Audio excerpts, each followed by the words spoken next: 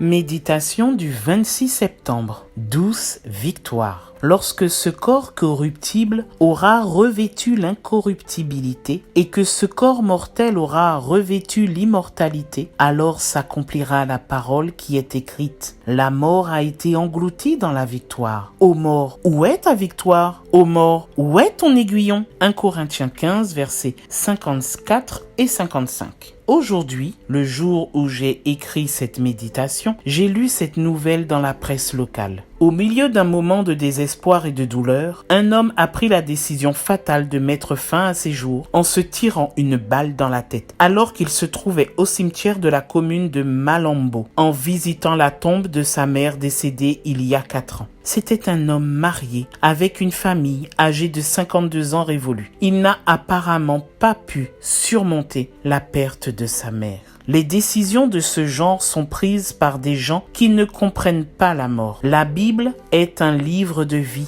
Et à l'exception de la mort du Christ, les auteurs ne s'attardent pas beaucoup sur le sujet. Les longues nécrologies sont rares dans la parole. Les enfants de Dieu meurent simplement en sachant que la mort est un sommeil dont Dieu nous réveillera. Quand on va dans un cimetière et qu'on lit les épitaphes gravées sur les pierres tombales, on peut presque se faire une idée du genre de personne qu'on était ces défunts. Peu importe combien de temps une personne a vécu, la pierre tombale résume toute sa vie en une petite ligne. Peut-être pour nous rappeler à tous la brièveté de la vie. Beaucoup de gens essaient de garder la perspective de la vie en visitant les cimetières. Pendant des années, beaucoup de gens, y compris les pèlerins et les chercheurs, sont allés à la vallée des rois en Égypte pour voir les grandes pyramides qui sont des tombes des pharaons. Celle de Ramsès II est impressionnante. Cet homme a essayé de vaincre la mort d'une manière désespérée. Il a eu une nombreuse descendance, 52 garçons et 50 filles. Dès l'âge de 25 ans, il a fait bâtir des monuments de manière compulsive et y a fait sculpter son nom. Mais finalement, il a